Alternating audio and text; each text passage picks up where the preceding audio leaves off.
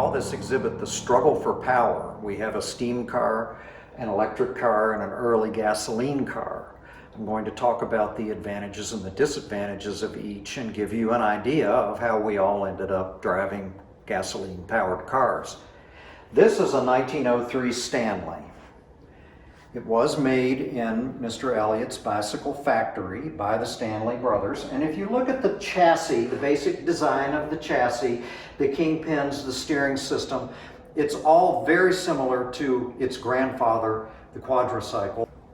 They've scaled it up. They've made the chassis out of tubular steel instead of wood. It's larger, more robust, but essentially the architecture is the same. They've added these elliptical springs. They've added a very simple lacquered wooden body. Under the seat is a burner and a boiler. Behind the seat is a tank for gasoline, which is what is burned in the burner to make heat. And there's a tank for water. Mounted down on the chassis is a two-cylinder double-acting steam engine. The Stanleys had a very unique system to drive the car, where they took the connecting rods from the pistons and mounted them directly to the rear axle.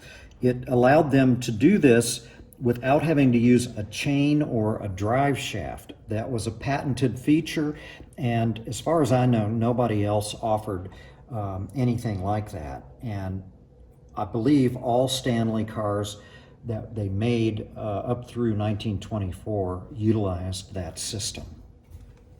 They're very powerful. People today just don't understand steam engines, but in the early 1900s, people had a comfort level with steam because factories used steam boilers to run their equipment. People had steam boilers in their homes to provide heat and hot water. They rode around on trains that were pulled by steam-powered locomotives, and ships were powered by steam.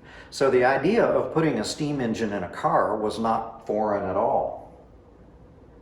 When we talk about the advantages and the disadvantages, however, I've already mentioned that they're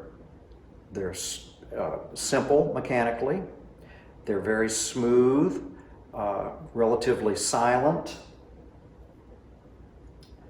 very powerful, but there's a couple of drawbacks. First, when you want to go somewhere, you have to light the burner and wait until you build up a head of steam before you can drive the car. This is a non-condensing steamer, and the type of boiler that the Stanleys preferred required a wait of anywhere from, say, 15 minutes to even a half an hour before you could drive the car. Many people found that to be a disadvantage. The other disadvantage was a range problem. Not on your fuel. You would get maybe 12 miles per gallon on your gasoline. That wasn't the problem. The problem was that because this is a non-condensing steamer, as you make steam and drive the car, you're going through the water in your water tank at a rate of about 1 mile per gallon, and you only have a 20-gallon tank. So you're not going very far without filling this thing up with water, and you must put clean water in it. You can't just take a bucket and dip up water out of the ditch and put it in there because you're growing the boiler. This is a photograph of a racer that the Stanleys ran just to the north here at Ormond Beach in 1906, where they set a world land speed record of 127.5 miles per hour. This is a photograph of the Stanley brothers. They were twins. They dressed alike, and I tell people that I think ZZ Top got their look from these boys. One of the Stanley brothers had contracted tuberculosis as a young man, and during his lifetime he had recurrences and his health was frail. And in those days, doctors would often tell people who had respiratory problems like that they would be better off living out in the western United States because the air was drier and cleaner and it was more healthful. So the one brother and his wife relocated to Estes Park, Colorado, where they built the famous Stanley Hotel. Mr. Stanley actually designed it, and it's now a National Historic Landmark. You can go visit there. It's a beautiful old hotel. It's notoriously haunted. Stephen King visited it once and was so moved by his experiences there that he used it as the setting for the novel The Shining.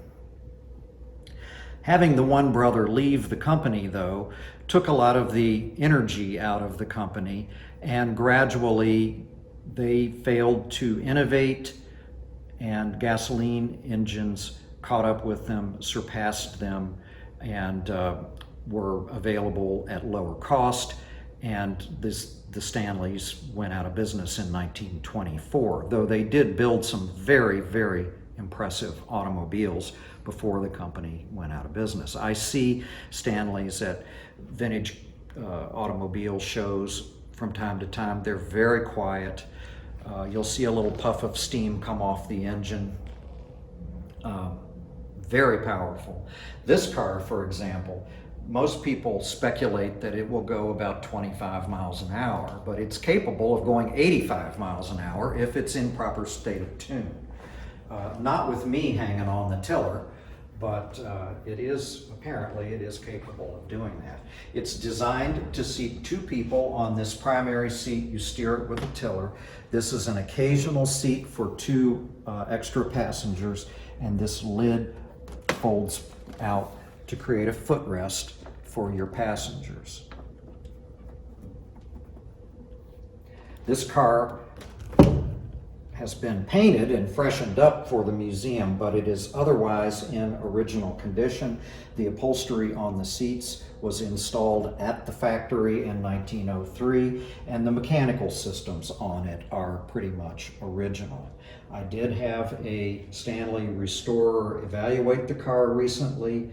He tells me that it's complete and in very good condition and could be made to operate again, and I would very much like to have a fundraising drive and have it repaired so that we could demonstrate it. So stay tuned on that.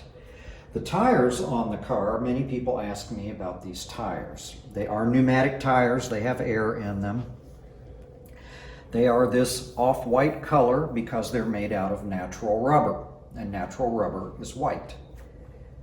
It wasn't until about 1914 that they started to put carbon black in with the rubber to make the tires wear better, and it of course also made them black. Then they turned around and started putting white sidewalls on them. These tires are only about 7 years old, but they started to oxidize almost as soon as they were put on the car, and they've turned this soft brown color. I've tried everything on earth to clean them, and that's just the way they're going to be. I think it's representative of what they probably would have looked like back in the day. We thought for many years that this was Sterling Elliott's personal car. Mr. Elliott had a 1903 Stanley. I had some research done on the car with the head of the Stanley Registry up in New England, and she determined that this car was originally owned by a gentleman in Rochester, New Hampshire. The way she figured that out is an interesting story, which I'd like to explain to you. When the car was freshened up for the museum, these brass kerosene side lamps were installed on it, and I don't know why that was done. I wasn't here at the time. But we have the original side lamps.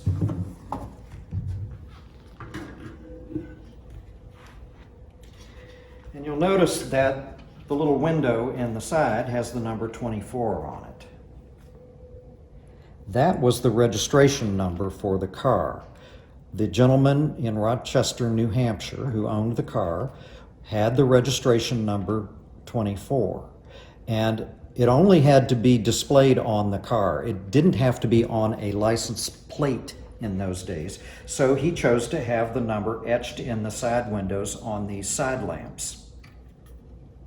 Sterling Elliott's registration number in the state of Massachusetts was 13. And he took great delight in that because it was an unlucky number.